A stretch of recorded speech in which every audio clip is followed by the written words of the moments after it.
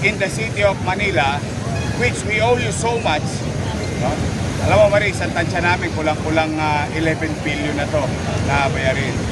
Pero ayoko lang pangunahan. Let me state that factually later. But as a matter of assurance to them, babayaran kayo ng lungsod ng Maynila. Pumanatag kayo. Hindi nga lang biglaan. But we will find ways.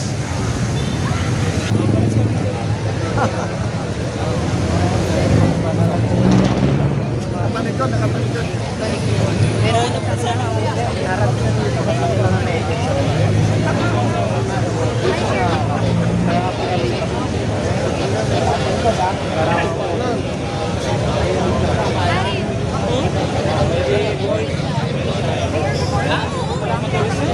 Kasama yan? Since harap na dito.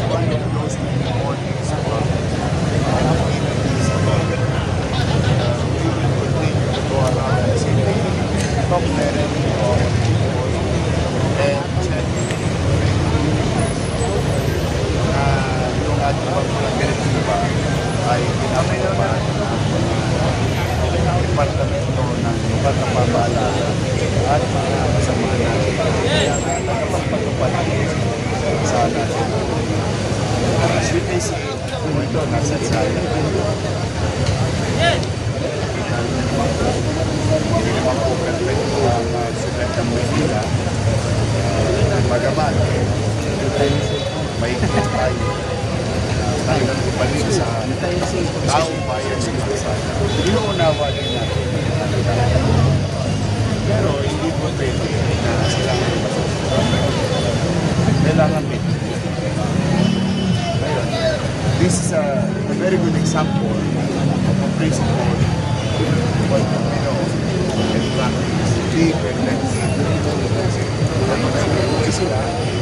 Pero yung tao ng bayan naman na naghahanap po ito, maging maayos ang daan at ang mga jeepney rider, mga paghanap buhay ng manata, and so on and so on. Everybody wins. Tapos, maliwala. Maraming salamat nga pala sa MMDA, sa TPS, sa FPD, sa Traffic Bureau, OS, at Direct-Up. As a matter of update, there is about 1 day worth of collection was collected yesterday by Manila, about 2,500 liters. Maraming salamat. Tutuloy-tuloy. Thank you. Ito lang sa secret. Mag-rate na.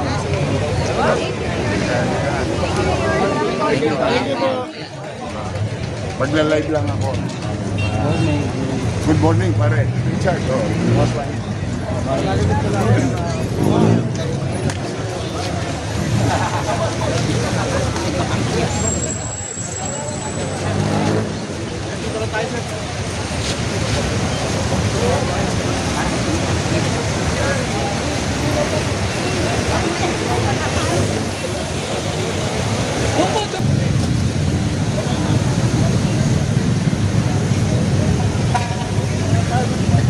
Ay, Maris, magandang umaga sa iyo at sa mga manonood natin mga kapatid sa buong mundo. Magandang umaga. Welcome po dito sa Recto, Soria.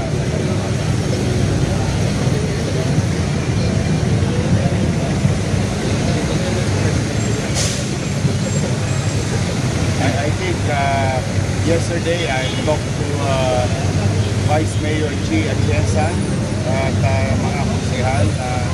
Today, kung pwede, on the inaugural session, after that, kung pwede ipasayos sa lahat ng panahon.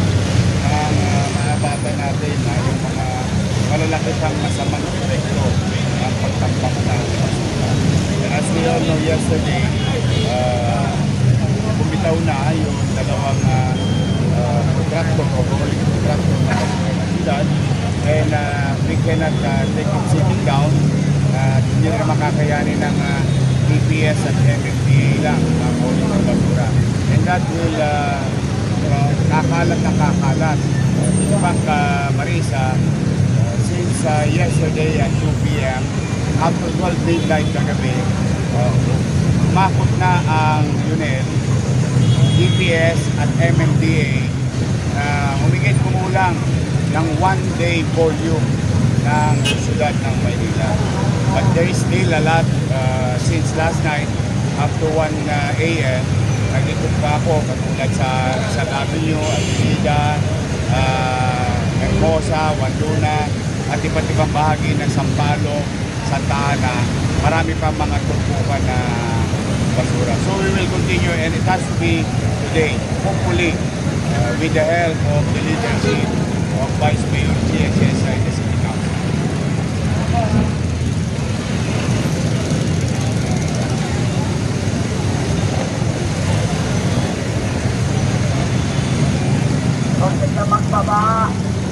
Well, let's do this in a simple mathematics. Kung halimbawa, 4 na araw, o 3 araw, o 1 linggo, hindi na kukuha, at nag-average tayo ng 2,000 to 2,500 metric ton every day. So just imagine if we only collected yesterday about 2,500, meron tayong lag na about 5,000 metric ton ng basura na nasa kalsada pa. Plus, of course, the daily production ng garbage sa mga household, no? Eh, araw-araw yan. So, more or less, awa Diyos with the effort of MMDA, DPS, and Hawkers, MTPB, Engineering, at of course yung UNEL na napag-usapan natin. Maglalas pa to ng mga 3 to 5 days para mag-normalize yung garbage collection system. So we are hoping before the end of the week, the garbage crisis will be done or finished by Saturday, hopefully.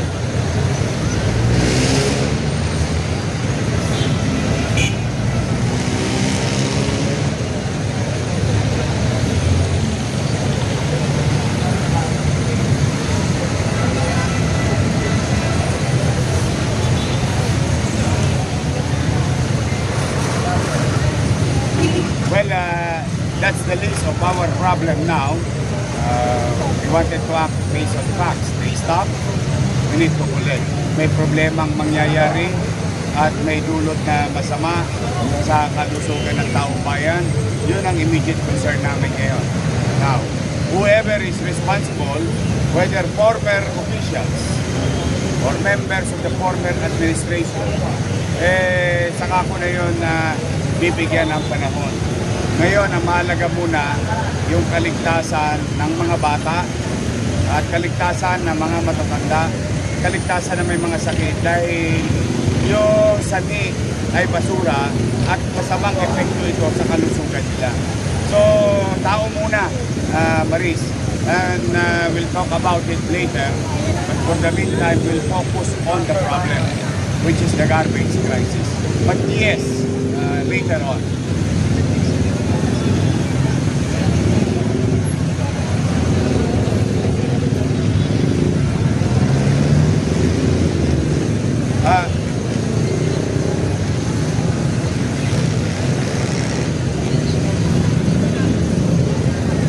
It's the other way around. I called yesterday, sabi ko, boy, Lionel, for old time's sake, baka naman pwede tulungan nyo kami. Eh, nakuha naman natin ang TY. But again, you are right with your question that we have to put things in right order, legally and technically.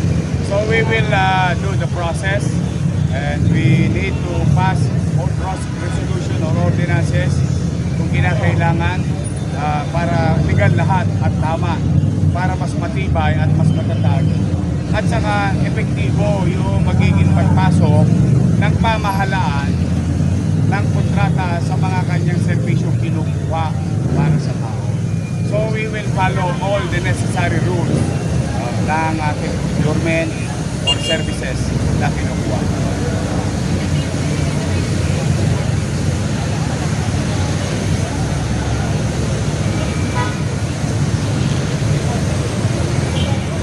Mamaya, Maris, no? If I'm not asking too much, I will state the city situation financially. May mga alas dos. And you are right again, almost 950 million pesos na ang bayarin sa basura pa lang.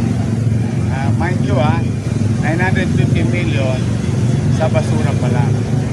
Siyempre, pangalawang araw ko to, maririgis ako pa maya-maya yung iba pang mga bayarin. Pero, hindi naman para tayo magturo ng daliri sa mukha ng ibang tao.